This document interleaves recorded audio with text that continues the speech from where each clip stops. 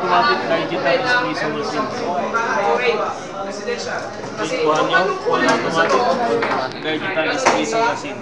So, mayroon siyang exit water na naka-attach. May drainage siya. Ito may drainage, ito lalabas yan.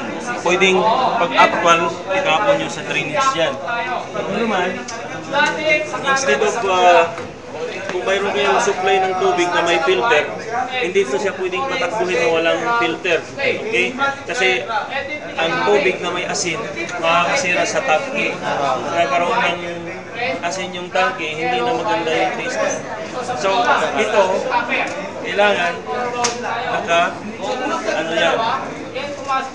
nakapasok sa mineral water, may tubig yan.